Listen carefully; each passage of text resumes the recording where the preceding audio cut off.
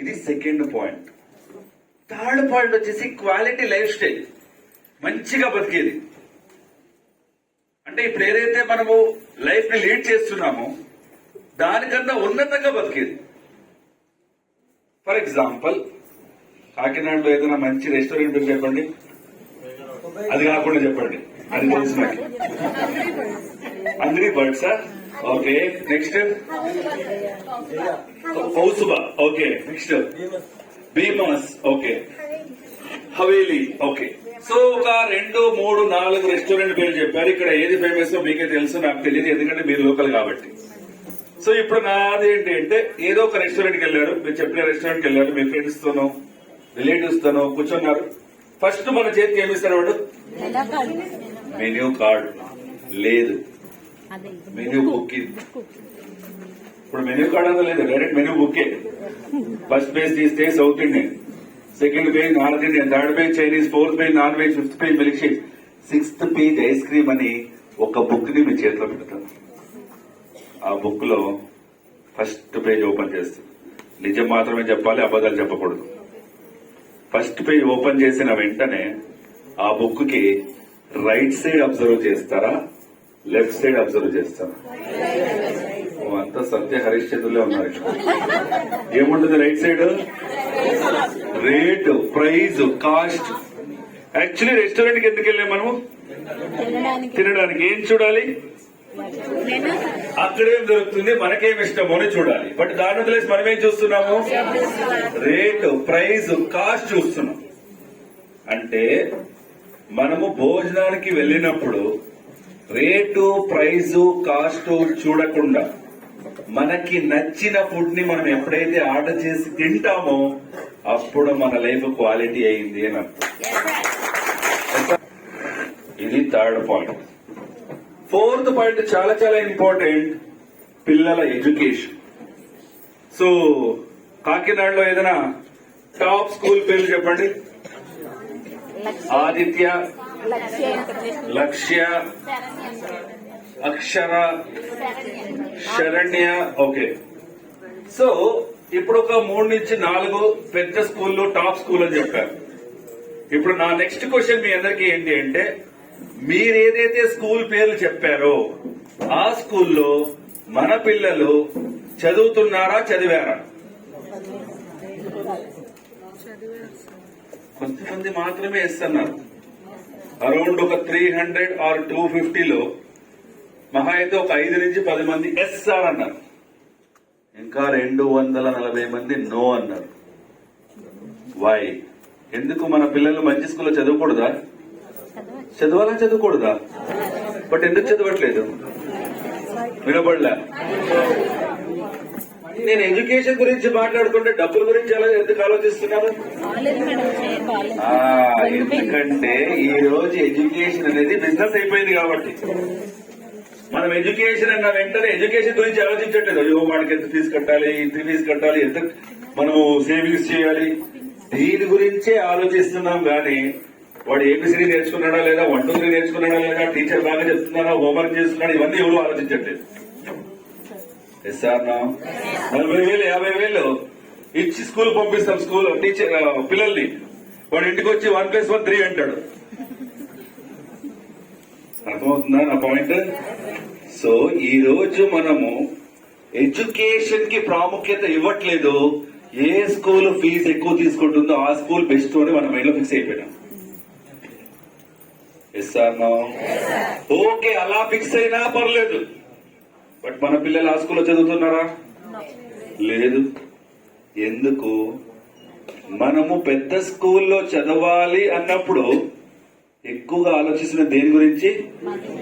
Fee గురించి. ఎందుకు fee గురించి ఆలోచిస్తున్నాము? మన ఇన్కమ్ తక్కువ ఉంది కాబట్టి. అదే మన ఇన్కమ్ ఎక్కువ ఉందనుకోండి, అప్పుడు ఫీజు గురించి ఆలోచించావే, ఏ స్కూల్ అయినా నేను చదివిస్తా, నాకు ఆ కెపాసిటీ ఉంది అని ఆ స్కూల్ కి మన పిల్లల్ని పంపిస్తాం. అలా ఎదగాలి అనే ఈ రోజు మనం అందరూ కూడా వెస్టీజ్ కంపెనీలో జాయిన్ అయ్యాము, వర్క్ చేస్తున్నాము. ఈ 4 పాయింట్స్ మనకి ఫుల్ఫిల్ అవ్వాలి. వెస్టీజ్ లో ఫుల్ఫిల్ అవుతుంది ఖచ్చితంగా. ఫుల్ఫిల్ అవుతుంది అనేసి నేను ఐడి క్రియేట్ చేసుకుని ఇంటికి వెళ్ళి ఏసీ వేసుకుని టీవీ చూస్తే అవుతుందా? అవుతుందా? ఇది ఫుల్ఫిల్ అవ్వాలంటే వర్క్ చేయాలి కదా. సో వెస్టీలో మనకి డబ్బులు రావాలి అంటే టీమ్ తో వర్క్ చేయాలి. అప్పుడే చెప్పాను, ఒక్కరే వర్క్ చేస్తే అవ్వదు. ఒక కిరాణా షాప్ పెట్టాడు, వాడు అప్పుడే వర్క్ చేస్తే వాడికి డబ్బు లాభం వస్తుంది. బట్ ఇక్కడ కిరాణా షాప్ కాదు, ఇది network marketing, direct selling business. ఇక్కడ మన డబ్బులు ఎక్కువ అవ్వాలి అంటే మనం టీమ్ తో వర్క్ చేయాలి. సో మన ఇన్కమ్ పెరగాలి అంటే టీమ్ బిల్డ్ అవ్వాలి, లీడర్స్ ని క్రియేట్ చేయాలి. లీడర్స్ క్రియేట్ అవ్వాలంటే ఫస్ట్ నేను లీడర్ అయ్యాను. సో అవ్వడానికి రెడీగా ఉన్నారా? ఆ టాపిక్ పేరే I the unstoppable leader. So I అంటే ఎవరు? మీరేనా? అన్స్టాపబుల్ అంటే ఆగకుండా, లీడర్ అంటే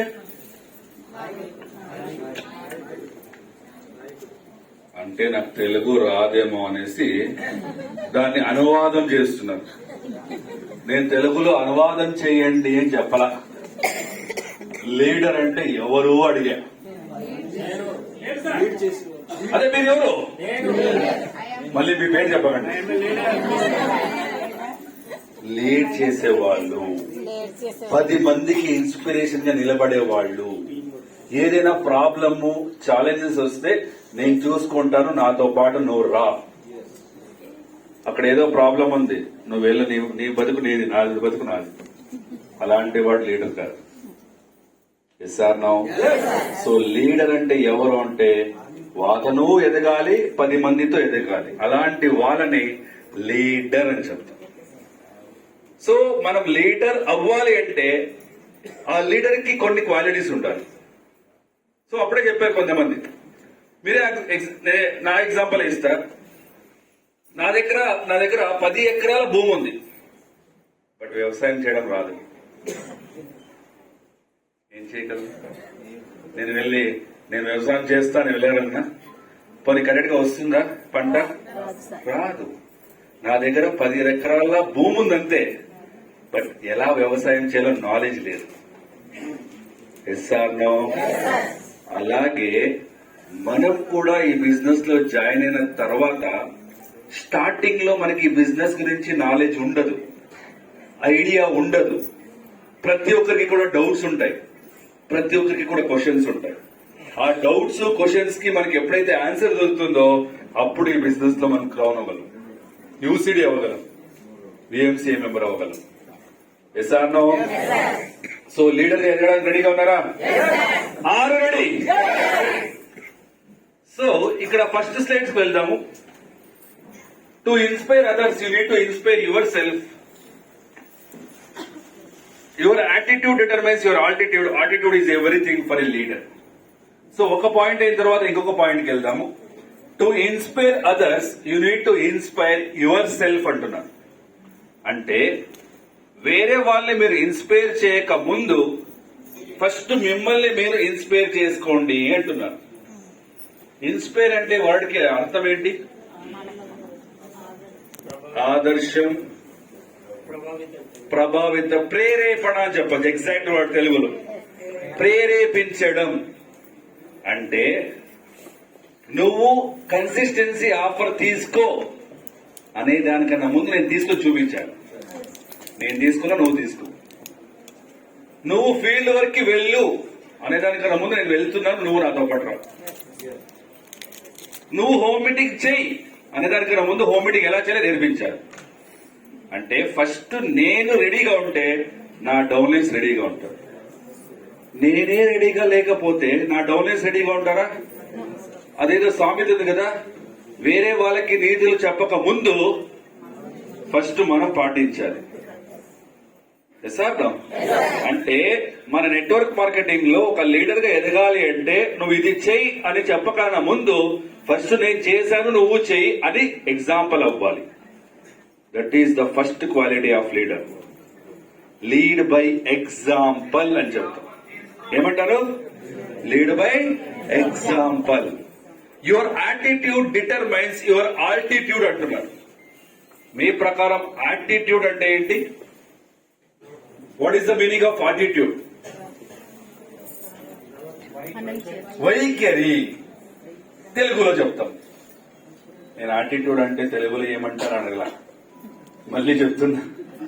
యాటిట్యూడ్ అంటే ఏంటి అని అడిగాను. ఏంటండి యాటిట్యూడ్ అంటే?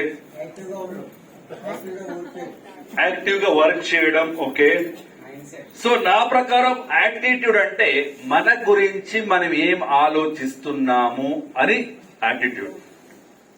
ప్రతి ఒక్క పర్సన్ కి కూడా పాజిటివ్ షేడ్ ఉంటుంది, నెగటివ్ షేడ్ ఉంటుంది. సార్ నో, కొంతమంది ఎలా అంటే నేనే గ్రేట్, నాకే అన్ని తెలుసు అనే యాటిట్యూడ్ ఉంటుంది. బట్ పక్కన ఉన్న వాళ్ళకి వాడికి ఏం తెలియదు, వద్ద ఫుల్ బిల్డప్ ఇస్తున్నాడు. అర్థమైందా?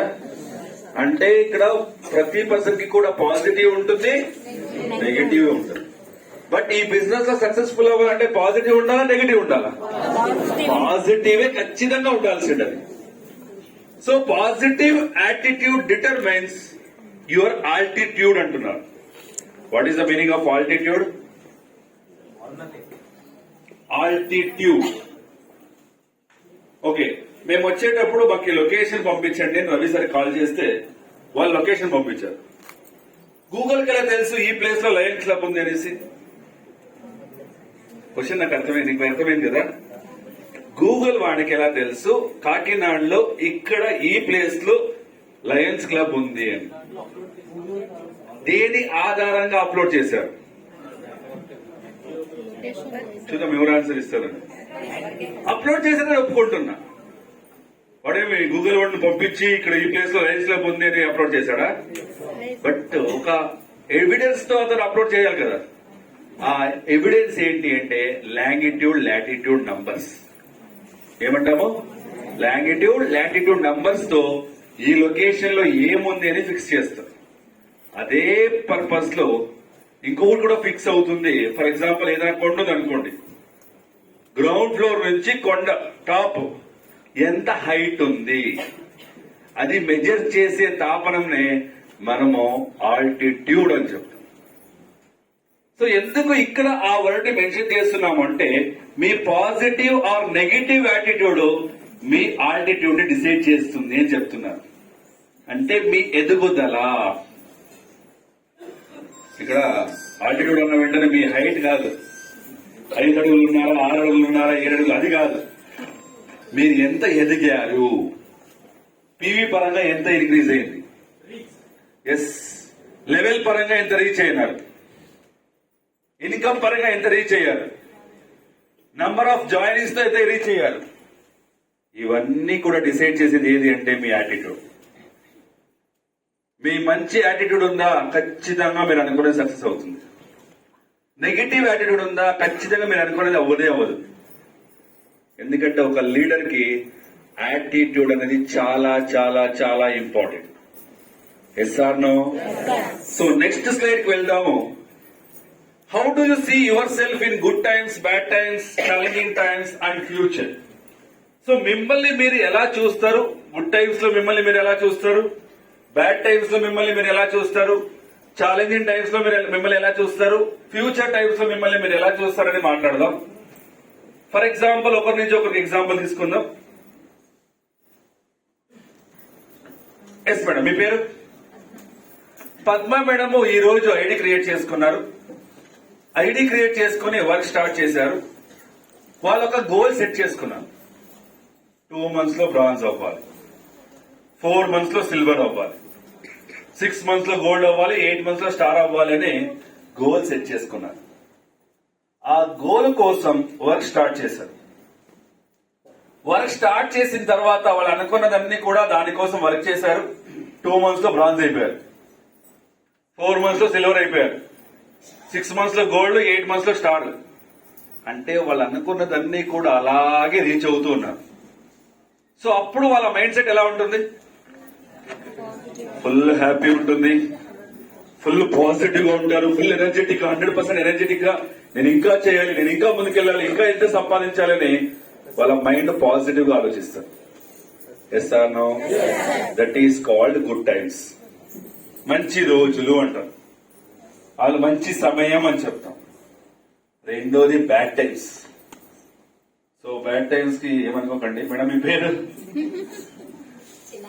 చిన్నారి మేడం పేరేదా ఓకే చిన్నారి మేడము వెస్టీలో జాయిన్ అయ్యారు. గోల్డ్ అవ్వాలి అనుకున్నారు, బట్ సిల్వర్ క్వాలిఫై అయిపోయారు. సిల్వర్ అవ్వాలి అనుకున్నారు, బ్రాంజ్ క్వాలిఫై అయిపోయారు. అంటే వాళ్ళు ఏమనుకున్నా కూడా అచీవ్ అవ్వట్లేదు, రివర్స్ అయిపోతుంది.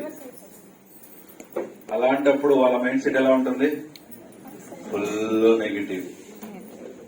వాళ్ళ మైండ్ సెట్ ఎలా ఉంటుంది? నా టైమే సర్లేదప్ప, నేను ఏం చేసినా కూడా అది రివర్స్ అవుతుంది. కొన్ని రోజులు వాళ్ళు డిసప్పాయింట్ అయిపోతారు, డౌన్ అయిపోతారు. చెక్ వచ్చిన రోజు నుంచి ఒక 3 రోజులు ఎవరి దగ్గర మాట్లాడరు, 2 రోజులు తినరు.